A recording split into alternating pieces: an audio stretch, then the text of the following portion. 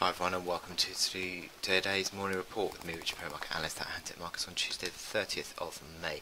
We've got a little bit of a safe haven shift in sentiment today that's coming through sort of the increase really in political risk that markets are seeing at the moment. The UK election seems to be tightening by the day as the polls continue to decline in terms of the gap between the Tories and Labour. We had an election leaders question and answer session yesterday. It seemed as though that Labour came out marginally on top of that.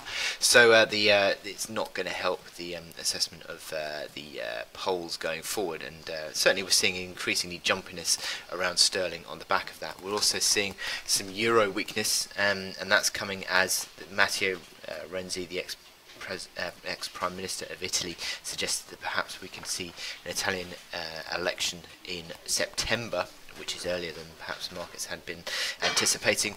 Also, we've seen this latest bailout negotiation for Greece sort of hitting a few stumbling blocks again. Seems as a summer of political consternation regarding Greece could be ahead again. So it's all sort of creating a bit of a safe haven drive. We're seeing Treasury yields falling.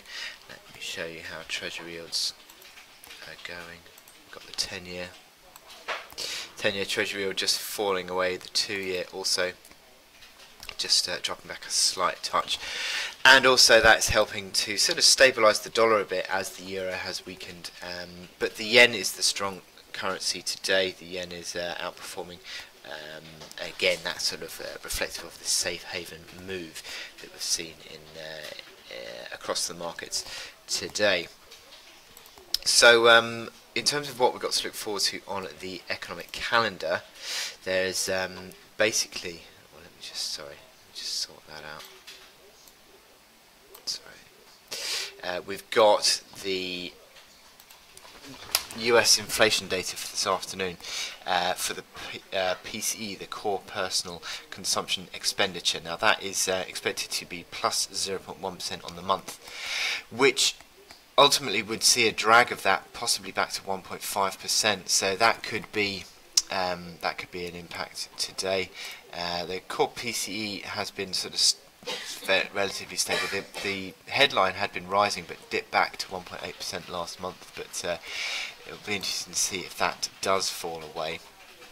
We're also seeing these German inflation numbers coming through at the moment, and it seems as though they're sort of coming in lighter than perhaps previously, so that's not going to help the sort of support for the euro either. In terms of this afternoon, we've also got the Case-Shiller HPI, which is the Home Prices Index. That's expected to dip back to 5.7%, which is from a sort of 2.5-year high of 5.9%, so that would still be a pretty positive number. And then at 3 o'clock you've got the consumer confidence, again a strong number we've seen in recent months. 119.8 again would be strong, but just back from last month, but still that would be dollar supportive to an extent. So a little bit of contradictory data seemingly ready to come through this afternoon. Now, my chart of the day is the euro yen. Now, what we have got on euro yen is the prospect. I've been talking about euro yen previously, whereby it sort of started to stall in this rally, and this stalling rally had another jump to the upside on last week, but that 125.80 level was bang on that 125.80 level from the previous week, and now the prospect of a double top is growing. Now look at these momentum indicators, with the RSI having arguably given a sell signal, where you're back below 70, hitting 70 and below. You've got a failure swing there.